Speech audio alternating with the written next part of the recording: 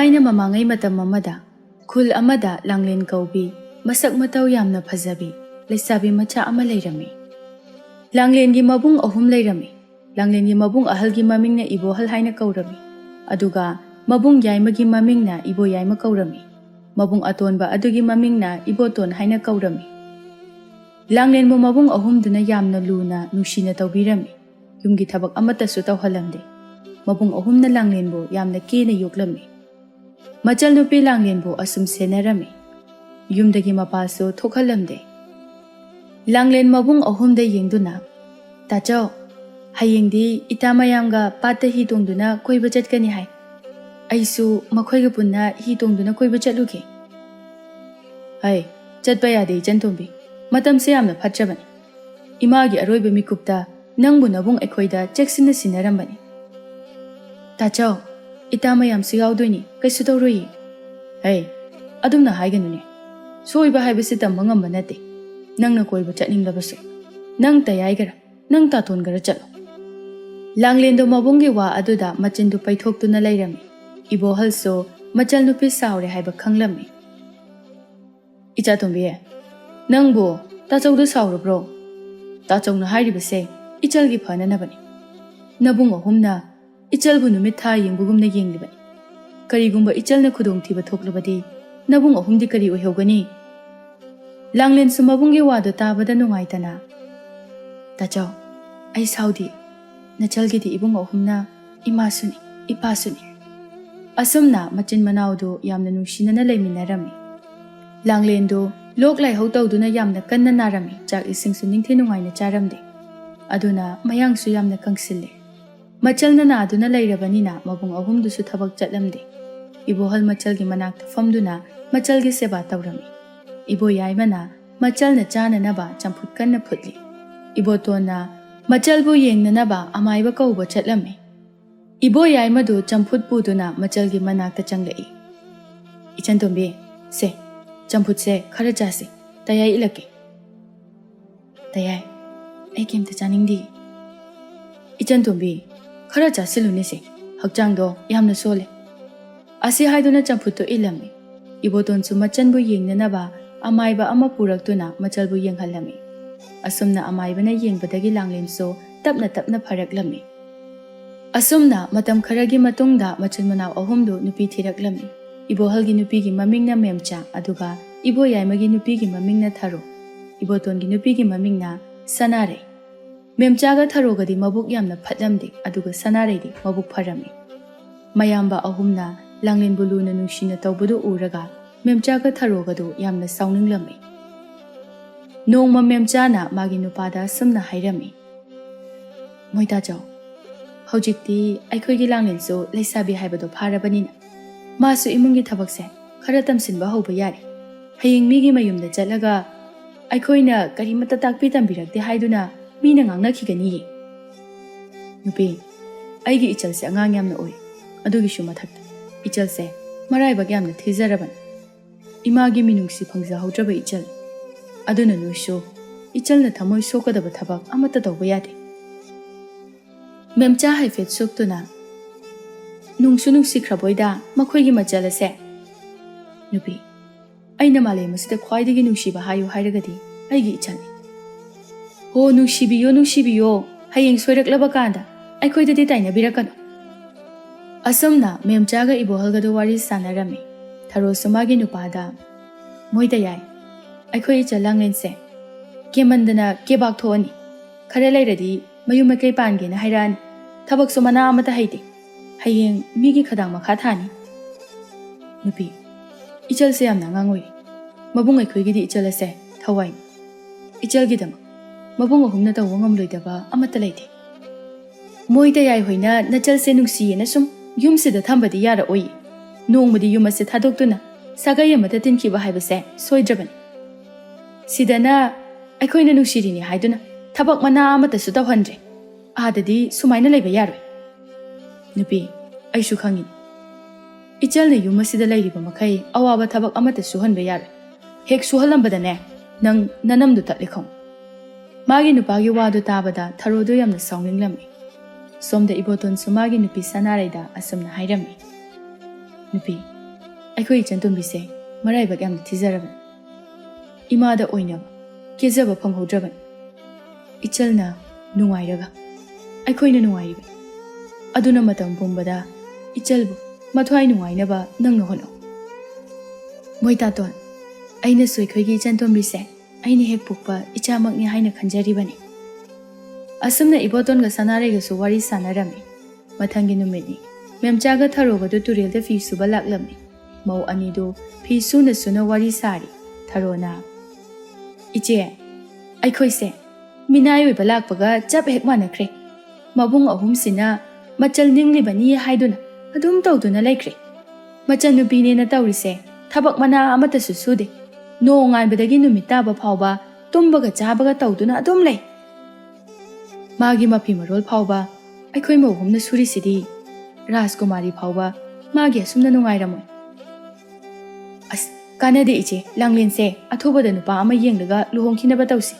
ꯅꯠꯇ꯭ꯔꯕꯗꯤ ꯃꯥꯒꯤ ꯁꯦꯕꯥꯗ ꯑꯩꯈꯣꯏ ꯃꯧ ꯑꯍꯨꯝꯁꯦ ꯁꯣꯏꯗꯅ ꯁꯤꯕ ꯇꯥꯔꯦ. ꯅꯪꯅ ꯍꯥꯏꯔꯤꯕꯗꯣ ꯏꯆꯦꯁꯨ ꯈꯜꯂꯤꯕꯅꯤ. ꯑꯗꯨꯗ ꯃꯕꯨꯡ ꯑꯍꯨꯝꯅ ꯌꯥꯔꯛꯂꯣꯏꯗ꯭ꯔꯥ ꯍꯥꯏꯗꯨꯅ ꯋꯥꯔꯤꯕꯅꯤꯅꯦ. ꯃꯣꯏꯅ ꯌꯥꯗꯦ ꯍꯥꯏꯗꯨꯅ ꯃꯆꯟꯅꯨꯄꯤ ꯁꯛ ꯐꯖꯕꯤꯁꯦ ꯌꯨꯝꯁꯤꯗ ꯑꯗꯨم ꯊꯝꯂꯁꯦ ꯍꯥꯏꯔꯤꯔꯣ? ꯑꯩꯗꯤ ꯑꯃꯨꯛꯅꯦ ꯏꯄꯥꯝꯗ ꯍꯟꯗꯨꯅ ꯅꯨꯡꯉꯥꯏꯅ ꯂꯩꯊꯣꯛꯂꯨꯔꯁꯤꯔꯥ ꯍꯥꯏꯅ ꯈꯟꯕꯒ ꯌꯥꯎꯔꯕꯅꯤ.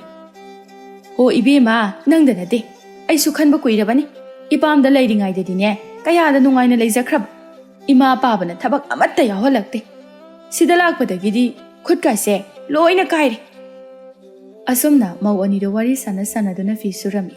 ꯇꯟꯖꯥ ꯑꯗꯨꯗ ꯂꯩꯀꯥꯏ ꯑꯗꯨꯒꯤ ꯃꯤꯋꯥ ꯉꯥꯡꯕ ꯌꯥꯝꯅ ꯄꯥꯝꯕꯤ ꯁꯈꯤꯒ ꯏꯕꯦꯆꯧꯕꯤꯒꯁꯨ ꯍꯧꯅꯗꯨꯅ ꯐꯤ ꯁꯨꯕ ꯂꯥꯛꯂꯝꯃꯤ. ꯃꯦꯝꯆꯥꯅ, ꯍꯩꯃꯥ, ꯏꯆꯦ ꯁꯈꯤ, ꯏꯆꯦ ꯏꯕꯦꯆꯧ, ꯅꯈꯣꯏ ꯑꯅꯤꯁꯨ ꯐꯤ ꯁꯨꯕ ꯂꯥꯛꯏꯔꯣ? ꯍꯣ, ꯑꯩꯈꯣꯏ ꯑꯅꯤꯁꯨꯅꯦ ꯐꯤ ꯈꯔ ꯁꯨꯒꯦ ꯍꯥꯏꯗꯨꯅ ꯂꯥꯛꯂꯤꯕꯅꯤ. ꯑꯗꯣ ꯅꯣꯏꯒꯤ ꯅꯆꯟꯅꯨꯄꯤ ꯂꯥꯡꯂꯦꯟꯗꯨꯗꯤ ꯅꯣꯡꯃꯗ ꯏꯁꯤꯡ ꯁꯣꯛꯄ ꯊꯣꯛꯂꯛꯄ ꯎꯗꯦ. ꯃꯥꯕꯨ ꯌꯨꯝꯗ ꯀꯔꯤ ꯇꯧꯔꯒ ꯂꯩꯒꯦ? ꯏꯆꯦ, ꯃꯥꯅꯕꯨ ꯀꯔꯤ ꯇꯧꯅꯤ ꯍꯥꯏꯒꯦ? ꯅꯣꯡꯉꯥꯟꯕꯗꯒꯤ ꯅꯨꯃꯤꯠ ꯇꯥꯕ ꯐꯥꯎꯕ ꯇꯨꯝꯕꯒ ꯆꯥꯕꯒ ꯇꯧꯗꯨꯅ ꯂꯩꯔꯤꯕꯅꯤꯗꯅ. ꯀꯔꯤꯅꯣꯅꯦ ꯍꯥꯏꯔꯤꯁꯤꯕꯣ? ꯂꯥꯡꯂꯦꯟꯗꯨꯕꯨ ꯏꯃꯨꯡꯒꯤ ꯊꯕꯛ ꯑꯃꯠꯇ ꯌꯥꯎꯗꯕ꯭ꯔꯣ ꯍꯥꯏꯔꯤꯁꯤꯕꯣ? ꯀꯗꯥꯏꯗꯒꯤ ꯏꯃꯨꯡꯒꯤ ꯊꯕꯛ ꯌꯥꯎꯕꯅꯣ? ꯃꯥꯒꯤ ꯃꯐꯤ ꯃꯔꯣꯜ ꯐꯥꯎꯕ ꯑꯩꯈꯣꯏꯅ ꯁꯨꯔꯤꯕꯅꯤ. ꯍꯩꯃꯥ, ꯀꯔꯤꯅꯤꯒꯦ ꯑꯗꯨꯗꯤ? ꯅꯨꯄꯤꯅꯕꯨ ꯑꯗꯨꯛ ꯌꯥꯝꯅ ꯇꯟꯕ? ꯅꯈꯣꯏꯗꯤ ꯑꯣꯟꯊꯣꯛꯅ ꯋꯥꯔꯅꯤꯗ. ꯑꯁꯨꯝꯅ ꯃꯧꯁꯤꯡ ꯑꯗꯨ ꯂꯥꯡꯂꯦꯟꯒꯤ ꯃꯔꯝꯗ ꯋꯥꯔꯤ ꯀꯌꯥ ꯁꯥꯟꯅꯔꯝꯃꯤ. ꯁꯣꯝꯗ ꯁꯅꯥꯔꯩꯅ ꯂꯥꯡꯂꯦꯟꯒꯤ ꯃꯁꯝꯗꯣ ꯍꯠꯄꯤꯔꯝꯃꯤ. ꯂꯥꯡꯂꯦꯟꯅ, ꯏꯅꯝꯇꯣꯟ, ꯁꯤꯡꯖꯨ ꯆꯥꯅꯤꯡꯉꯤ, ꯁꯤꯡꯖꯨ ꯆꯥꯁꯤꯔꯥ? ꯆꯥꯁꯤ. ꯏꯅꯝꯇꯣꯟ ꯁꯤꯡꯖꯨ ꯁꯨꯔꯨꯒꯦ, ꯅꯪ ꯁꯤꯗ ꯂꯩꯔꯝꯃꯨꯀꯣ. ꯏꯅꯝꯇꯣꯟ, ꯑꯩꯁꯨ ꯁꯤꯡꯖꯨ ꯁꯨꯕꯗꯣ ꯌꯥꯎꯒꯦ. ꯅꯪ ꯌꯥꯎꯕ ꯌꯥꯗꯦ. ꯅꯈꯨꯠ ꯑꯃꯨꯛ ꯁꯣꯛꯑꯒꯅꯦ, ꯅꯪ ꯇꯥꯇꯣꯟ ꯂꯥꯛꯑꯒ ꯑꯩꯉꯣꯟꯗ ꯑꯃꯨꯛ ꯉꯥꯡꯒꯅꯤ. ꯉꯥꯡꯉꯣꯏꯌꯦꯕ ꯏꯅꯝꯇꯣꯟ, ꯑꯩ ꯍꯥꯏꯒꯦ, ꯀꯩꯝ ꯇꯧꯗꯅ ꯂꯩꯕꯁꯦ ꯌꯥꯝ ꯋꯥꯏꯌꯦꯕ. ꯂꯥꯡꯂꯦꯟꯅ ꯍꯥꯏꯃꯟꯕꯗꯒꯤ ꯁꯅꯥꯔꯩꯁꯨ ꯌꯥꯔꯝꯃꯤ. ꯑꯁꯨꯝꯅ ꯂꯥꯡꯂꯦꯟꯒ ꯁꯅꯥꯔꯩꯒꯗꯨ ꯆꯥꯛꯈꯨꯝꯗ ꯆꯪꯗꯨꯅ ꯁꯤꯡꯖꯨ ꯁꯨꯔꯝꯃꯤ. ꯂꯥꯡꯂꯦꯟꯗꯤ ꯁꯤꯡꯖු ꯁꯨꯕꯗꯣ ꯍꯩꯔꯝꯗꯦ. ꯁꯅꯥꯔꯩꯅ ꯂꯥꯡꯂꯦꯟꯕꯨ ꯁꯤꯡꯖු ꯁꯨꯕ ꯇꯝꯕꯤꯔꯝꯃꯤ. ꯁꯤꯡꯖꯨ ꯁꯨꯕꯁꯨ ꯂꯣꯏꯔꯗꯨꯅ ꯁꯅꯥꯔꯩꯒ ꯂꯥꯡꯂꯦꯟꯒꯗꯨ ꯆꯥꯃꯤꯟꯅꯔꯝꯃꯤ. ꯃꯦꯝꯆꯥꯒ ꯊꯕꯥꯒꯁꯨ ꯐꯤ ꯁꯨꯕ ꯂꯣꯏꯗꯨꯅ ꯀꯥꯔꯛꯏ. ꯃꯅꯝ ꯑꯅꯤꯒꯤ ꯃꯈꯣꯜ ꯇꯥꯕꯗ ꯂꯥꯡꯂꯦꯟꯗꯨ ꯏꯃꯨꯡꯗꯒꯤ ꯊꯣꯛꯂꯛꯏ. ꯏꯅꯝꯍꯜ, ꯏꯅꯝꯌꯥꯏꯁꯨ ꯍꯜꯂꯛꯑꯦꯗꯅ. ꯏꯅꯝꯇꯣꯟ ꯏꯕꯥꯅꯤꯅ ꯁꯤꯡꯖꯨ ꯁꯨꯕꯅꯤ. ꯏꯅꯝꯍꯜꯒ ꯏꯅꯝꯌꯥꯏꯃꯒꯤ ꯁꯔꯨꯛꯁꯨ ꯈꯥꯛꯂꯤꯕꯅꯤ, ꯄꯨꯊꯣꯔꯛꯀꯦ. ꯅꯣꯏꯗꯤ ꯅꯨꯡꯉꯥꯏꯅ ꯁꯤꯡꯖꯨ ꯁꯨꯗꯨꯅ ꯆꯥꯔꯤꯕ ꯑꯣꯏꯔꯦ. ꯑꯩꯈꯣꯏꯗꯤ ꯅꯨꯡꯁꯥ ꯃꯔꯛꯇ ꯐꯤꯌꯥꯝ ꯑꯁꯦ ꯁꯨꯅꯅꯕ ꯍꯣꯠꯅꯕꯗ ꯋꯥꯕꯅ ꯁꯤꯒꯗꯧꯔꯦ. ꯊꯕꯥꯅ, ꯑꯩꯗꯤ ꯄꯨꯛꯁꯦ ꯏꯅꯨꯡ ꯅꯨꯡꯉꯥꯏꯇꯦ, ꯁꯤꯡꯖꯨꯒ ꯆꯥꯅꯤꯡꯗꯦ. ꯁꯤꯡꯖꯨꯗꯣ ꯅꯣꯏ ꯑꯗꯨꯝ ꯆꯥꯔꯣ. ꯑꯁꯤ ꯍꯥꯏꯔꯝꯂꯒ ꯊꯕꯥꯗꯨ ꯁꯥꯎꯅ ꯏꯃꯨꯡꯗ ꯆꯪꯈꯤ. ꯅꯣꯡꯃ ꯂꯥꯡꯂꯦꯟꯒꯤ ꯃꯕꯨꯡ ꯑꯍꯨꯝꯗꯨ ꯑꯁꯨꯝꯅ ꯋꯥꯔꯤ ꯁꯥꯟꯅꯔꯝꯃꯤ. ꯏꯕꯣꯍꯜꯅ, ꯌꯥꯏꯃ, ꯑꯇꯣꯟꯕ, ꯃꯐꯝ ꯑꯁꯤꯗꯗꯤ ꯑꯩꯈꯣꯏꯒꯤ ꯊꯕꯛ ꯁꯨꯐꯝ ꯂꯩꯇ꯭ꯔꯦ. ꯑꯗꯨꯅ ꯂꯥꯡꯐꯩꯗ ꯊꯕꯛ ꯁꯨꯕ ꯆꯠꯂꯁꯤ. ꯏꯕꯣ ꯌꯥꯏꯃꯅ, ꯇꯥꯆꯧꯅ ꯍꯥꯏꯔꯤꯕꯗꯨꯕꯨꯗꯤ ꯌꯥꯝꯅ ꯐꯩ. ꯑꯗꯨꯗ ꯑꯩꯈꯣꯏ ꯑꯍꯨꯝꯅ ꯂꯥꯡꯐꯩꯗ ꯊꯕꯛ ꯁꯨꯕ ꯆꯠꯊꯣꯛꯈ꯭ꯔꯒ ꯏꯆꯟꯇꯣꯝꯕꯤꯅ ꯀꯃꯥꯏꯅ ꯇꯧꯕ? ꯏꯕꯣꯇꯣꯟꯅ, ꯇꯌꯥꯏ, ꯑꯩꯈꯣꯏ ꯏꯆꯟꯇꯣꯝꯕꯤꯒꯤꯗꯤ ꯃꯅꯝ ꯑꯍꯨꯝꯒ ꯃꯇꯝ ꯈꯔ ꯂꯩꯃꯤꯟꯅꯖꯔꯝꯃꯅꯤ.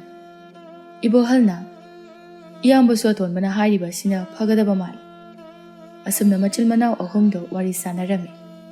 ꯃꯕꯨꯡ ꯑꯍꯨꯝ ꯑꯗꯨꯅ ꯃꯥꯒꯤ ꯅꯨꯄꯤꯗ ꯂꯥꯡꯐꯩꯗ ꯆꯠꯄꯒꯤ ꯋꯥꯗꯨ ꯍꯧꯗꯣꯛꯂꯝꯃꯤ.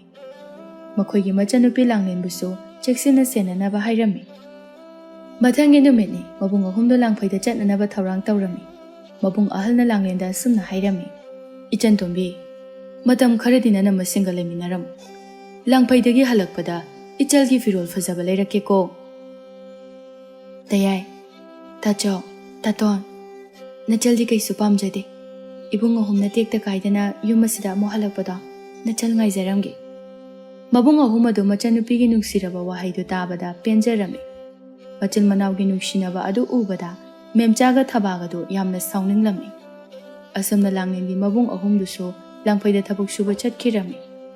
Langlendo mabung ahum na chatkiba maikai aduda yengduna kaplammi. Memchaga thabagadi imungda changki. Sanaraidi machal nupibu thembirame. Karigi ichal na kaplibano. Se, kapkano. Ichal gidamak nanama ahum leirisidi lao lao imungda changasi. Ase haiduna sanaraina langlenbu themduna imungda pushin kirami. Langlengi mabung ahum leitrabanina memchaga thabagana langlenbu thina tauba. Ngangba chaiba phawba hauraklammi. Ayukni. Memchadu langlengi kada prap changlaktuna asumna hairami. Karibu taurino. Numit chupa ka asida suru na shinduna hek leibasiba. Hey, phi amoipa mayam ama leihawbani. Turelda puraga sudoklucho. Inamhal, aidi phi suba hairui. Inamhal ga suruse. Kana amata ne, haina poglakpa nate. Tamma tamaga hairakpa ngaktani. Nangsu haina naba tamu. Nabung ahumna nangbu luna nuksina taurabasu. Nangse, nupini ni he. Nongma natraga nongmadi nangsu. Yum mamagi mau oiriba taubani. Hayeng migi mayumda chatlaga haite haiba yadoribro. Manama ahalna hairibado langlena magi phanaba hairibani haina khalami. Aduna manama ahalda mahakna phattana khalamde. Hoi namhal, ai sururage. Memchado langlengi kadagi thokki, langlen su thoklaktuna fi amotba singdu puduna turelda laklami. Langlen ubada laikagi mi singdo langlenda loina yengnarai. Laikagi mau amana. Bema, nangbu ibohalgi machanupi langlendu natro. Mani ni. Ichadi masakpu onthokna phajakreda. Yengbada mid hek peli. Nangbu turelda phi suruge haibro. Hoi ini, turelda phi suruge tawbani. Sudo uro. Nong phadoksu ini hoida koirao. Hoi ini, koirake. Asumna langlen su turelda laktuna phi surami. Turelda irujaba lakwa nupa kharasu langlen phi suduna lairibadu ubada yengduna makhoi masal wari sanarami. Jingkhaina. Asigi nupi sidi masakpu onthokna phajakre. Kanagi machabu oirigaba. Nahan makhai amuktasu ukhide. Aikhoi khulasida sumaina phajabi leiramgani haibaga thabu thajarode. Angauna. Asigi leisabi machase ai masakhangi. Mamingna langlen kaubani. Magi mabung ahum leibani. Mabung ahum duna sathina luna tawbani. Yumdagine mapanga thokhandabani. Yumdagi mapan thoanjaga kamai thoreiba. Ho mabung ahumdo langpaida thabuk suba chatkibani. Moigi manama ahanga yaimaga dudine kainum tawbani. Mabuksu kaya phattabani. Makhoina adumna wari sanaringaida langlendo turelda kumduna ising sokpada khongpham chahaudraduna turelda tasilami. Turelgi iraya duda langlendu chinthakirami. Madu ubada thawbudu turelda chongthaduna langlenbu kalami. Thawba langlenda yengduna turelse irayamna kan phajana yengaga gumba yadro.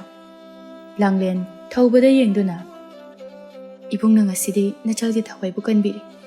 Ibungi singba ngamlaroidaba lamanama nachalda tonsinjari. Karigi laman? Jal, laman ga wahai naroise. Asumna wari sanaduna lairingai langlengi manama sanaraido laklami. Langlengi oiramliba phibamadu ubada pakhatna. Langlen, kaidawrage nangbo? Napina rolga loina chotibasibo? Inamton, turel sida tasinbagini. Mangda lairiba ibungsina aibu kanbibani. Haima, turel da tasile haiba. Karigi nangdi natomta turel chatlibano. Inamada haiba yadabro. Sanarai thawbuda yengduna. Bungo, nang thengnaba yam nungaire. Ibungogi mingdi kari kauge. Itaima, nanawgi mingdi thawbu kauje. Asumna ngaihak wari sanaduna sanaraina langlenbu puduna chatkirami. Thawbusu langlenbu nungsiba phawraklami. Langlensu thawbubu nungsiba phawrami. Nongma sanaraigi mamado masakana ngamde haiduna mapamdagi paulaklami. Sanaraina. Iche, imado masakana ngamde haiduna yumdagi paulai. Mirolga laitabane matam kharadi aada laitaba yaroidawi. Iche anina Langlense fazana yengsinbiramu. Sanarayna Langlenbu mana hek pokchaba machagumna khanjarami. Memchana hoi hoi matam khara lairuro. Langlengidamakta karisu khalunu. Inau yaimaga aiga lairisidi. Asumna hainaduna Sanarayso mapamda mama nabagi chatkirami. Sanaray chatkibadagi memchaga thabagana Langlenbu thina tawba amu helaklami. Langlendu sandhyaya changbagi imungi wai tasili thabana. Hey, Langlen! Nangbu wai dubu kayam kuina sitkige haibano. Chak lambana loire. Chak thongnanaba tawruro. Hoi, thongurage inam yai. Langlen wai sitpa loisinduna chakhumda changduna chak thonglami. Memchaga thabagadu chak ngaibo oina wathi ngangnari. Memchana nungaire haujikti. Imungi thabaksu mana amata sudre. Iche hal hayengdi kaithel dum koiruse phirol khara leiruse. Yayi leiruse. Langlen su chak loiraduna manama anibu chak chananaba haiduna kauba changlai. Inam hal inam yai chak loiri chak chananaba tawrase. Thiramola age. Hoi inam yai. Langlen do chakhumda chak thiba changkhre. Memchaga thabaga su chak chaba chakhumda changlai. Chak chananaba haiduna phamtharai.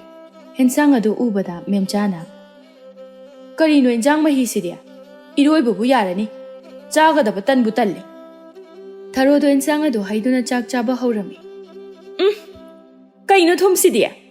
Thumbo so yamna hapa haunabro. Nangise tawgi yawna tawba ma yawri. Inama adumna khanbigano. Nachalna tawgi yawna tawkiba nate. Nahan makhai chak thongdabanina insang na thum kayam hapi haibado. Khangdraduna tawbani. Memcha sauna.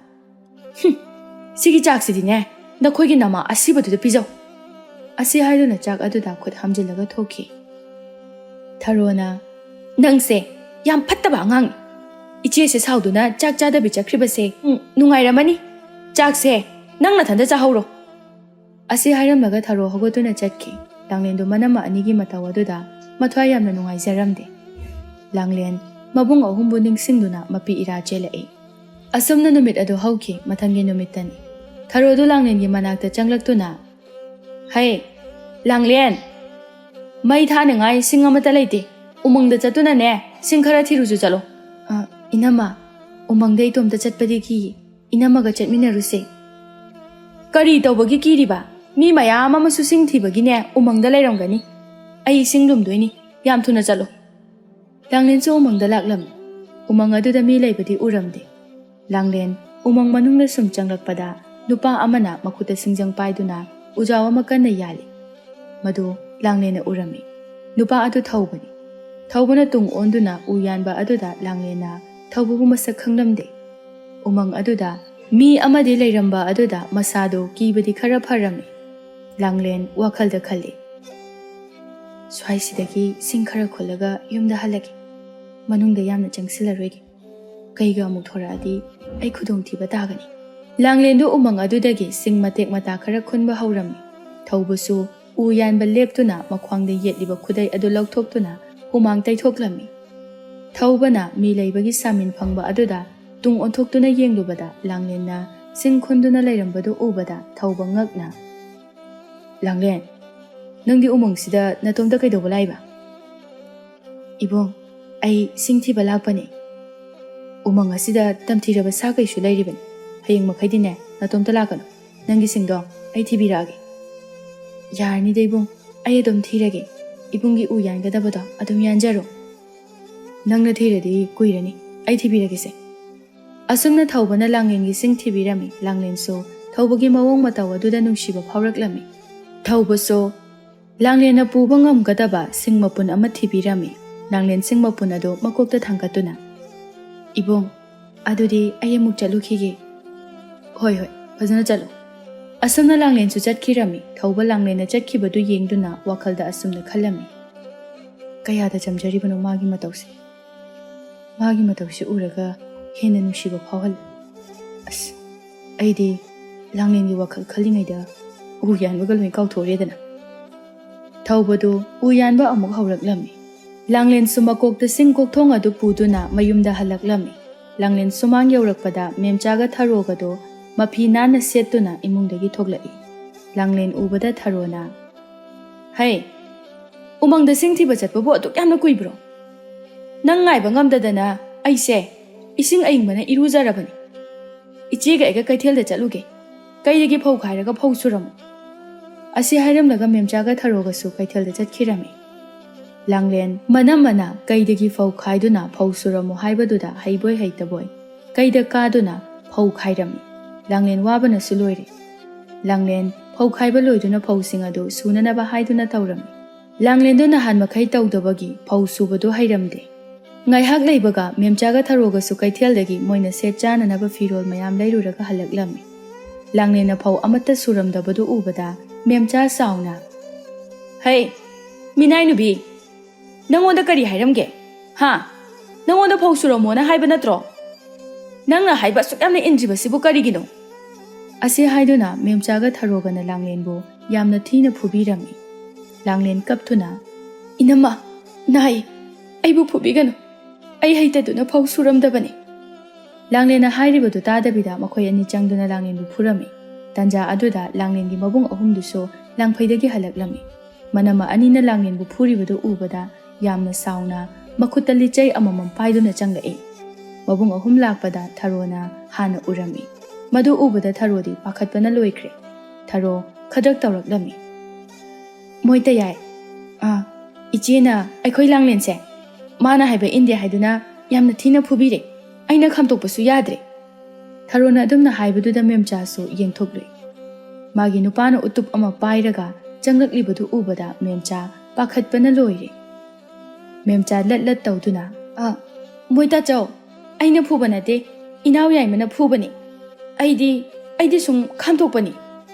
Karino da iche phubana iche na phuraga aingonda taisinbirai sibo. Kayada machin thiriba nupino ne. Aina asengbodo loina haidoraklabadi nang chenpham lairoi. Nangna natro ichal langlenbu umangda singthirunaba haibado. Tharo su sauna. Adudi iche su ichal langlenbu turelda phi suba chathanbada. Ichal langlen se turelda tasinbado. Mau anidu kana khanaraklami ibohalga iboyaimagadu yamna sauna changlaktuna nupi anidubo sa san phubagumna phurami. Langlendi manama anina yamna thina phukhiba aduda gyan mangduna tari. Ibotona machanbu gyan laknanaba hotnari. Ibohalga iboyaimagana nupi anidubo phuba yaba phuduna yumadudagi tanthokirami. Mabung ahumado machalgi matawaduda kaplami.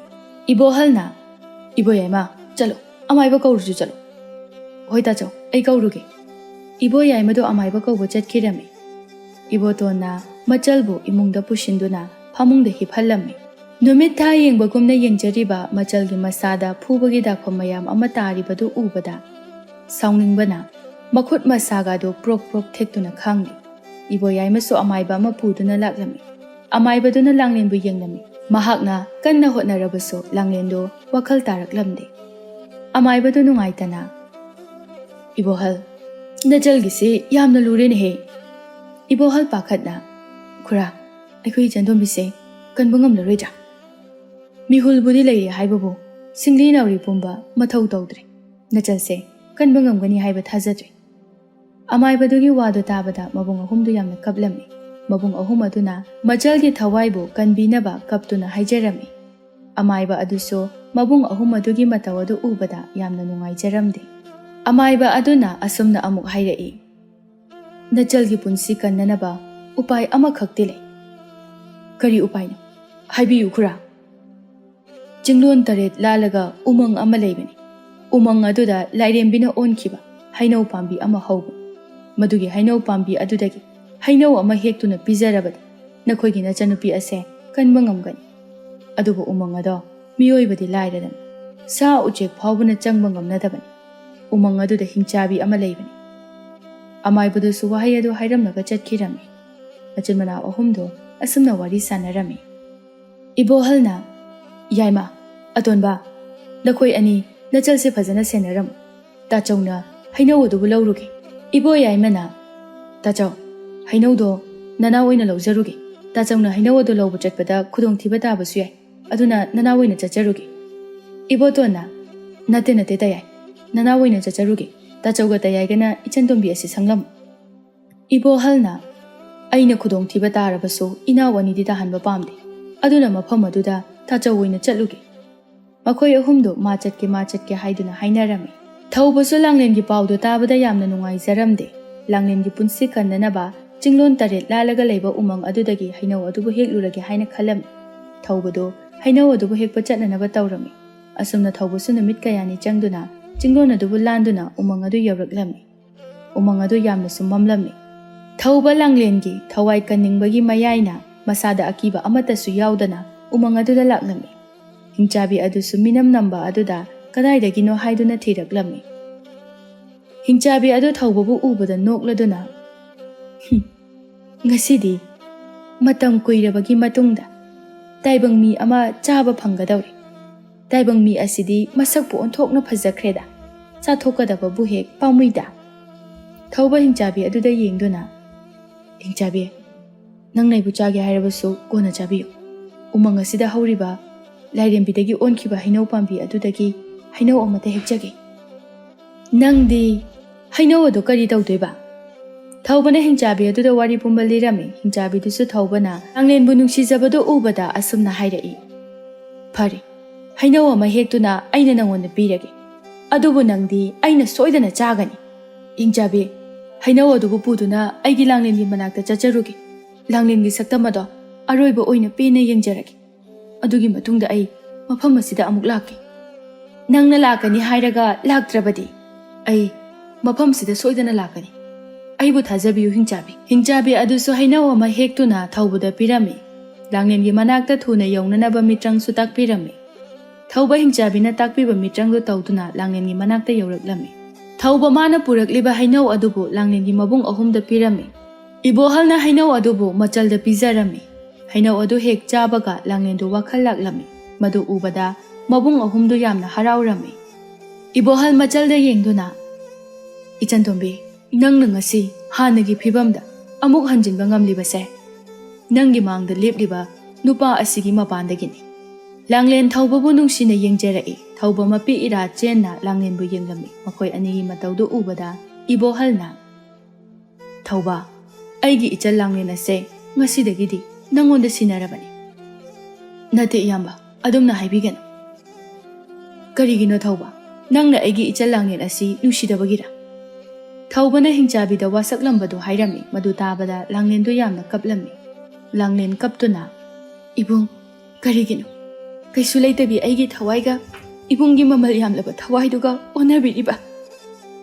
ꯂꯥꯡꯂꯦꯟ, ꯑꯩꯒꯤ ꯊꯋꯥꯏꯗꯒꯤꯁꯨ ꯅꯪꯒꯤ ꯊꯋꯥꯏꯅ ꯃꯃꯜ ꯌꯥꯝꯕ ꯌꯥꯝꯅ ꯍꯦꯜꯂꯤ꯫ ꯑꯁꯨꯝꯅ ꯊꯧꯕꯗꯨ ꯂꯥꯡꯂꯦꯟꯕꯨ ꯄꯦꯟꯅ ꯌꯦꯡꯖꯔꯗꯨꯅ ꯍꯤꯡꯆꯥꯕꯤꯒꯤ ꯃꯅꯥꯛꯇ ꯑꯃꯨꯛ ꯂꯥꯛꯂꯝꯃꯤ꯫ ꯊꯧꯕ ꯍꯤꯡꯆꯥꯕꯤ ꯑꯗꯨꯗ ꯌꯦꯡꯗꯨꯅ, ꯍꯤꯡꯆꯥꯕꯤ, ꯍꯧꯖꯤꯛꯇꯤ ꯅꯪꯅ ꯑꯩꯕꯨ ꯆꯥꯔꯣ꯫ ꯍꯤꯡꯆꯥꯕꯤ ꯑꯗꯨꯁꯨ ꯊꯧꯕꯅ ꯍꯥꯏꯈꯤꯕ ꯋꯥ ꯉꯥꯛꯇꯨꯅ ꯃꯐꯝ ꯑꯁꯤꯗ ꯑꯃꯨꯛ ꯂꯥꯛꯄ ꯑꯗꯨꯗ ꯑꯁꯨꯝꯅ ꯍꯥꯏꯔꯛꯂꯝꯃꯤ, ꯍꯦ ꯇꯥꯏꯕꯪ ꯃꯤ, ꯅꯪꯅ ꯍꯥꯏꯈꯤꯕ ꯋꯥ ꯉꯥꯛꯇꯨꯅ ꯃꯐꯝ ꯑꯁꯤꯗ ꯑꯃꯨꯛ ꯂꯥꯛꯄꯁꯦ ꯎꯕꯗ ꯍꯤꯡꯆꯥꯕꯤ ꯑꯩ ꯄꯦꯜꯂꯤ꯫ ꯑꯗꯨꯅ ꯑꯩꯅ ꯅꯪꯕꯨ ꯆꯥꯔꯔꯣꯏ꯫ ꯅꯪꯒꯤ ꯂꯥꯡꯂꯦꯟꯒꯤ ꯃꯅꯥꯛꯇ ꯆꯠꯆꯔꯣ꯫ ꯊꯧꯕ ꯍꯤꯡꯆꯥꯕꯤ ꯑꯗꯨꯒꯤ ꯋꯥꯗꯨ ꯇꯥꯕꯗ ꯌꯥꯝꯅ ꯍꯔꯥꯎꯔꯝꯃꯤ꯫ ꯊꯧꯕ ꯍꯤꯡꯆꯥꯕꯤ ꯑꯗꯨꯕꯨ ꯊꯥꯒꯠꯂꯝꯂꯒ ꯂꯥꯡꯂꯦꯟꯒꯤ ꯃꯅꯥꯛꯇ ꯂꯥꯛꯂꯝꯃꯤ꯫ ꯂꯥꯡꯂꯦꯟꯁꯨ ꯊꯧꯕꯕꯨ ꯑꯃꯨꯛ ꯎꯖꯕ ꯑꯗꯨꯗ ꯌꯥꯝꯅ ꯍꯔꯥꯎꯖꯔꯝꯃꯤ꯫ ꯑꯁꯨꯝꯅ ꯃꯕꯨꯡ 3ꯅ ꯁꯤꯟꯗꯨꯅ ꯊꯧꯕꯒ ꯂꯥꯡꯂꯦꯟꯒ ꯌꯥꯝꯅ ꯆꯥꯎꯅ ꯂꯨꯍꯣꯡꯕꯤꯔꯝꯃꯤ꯫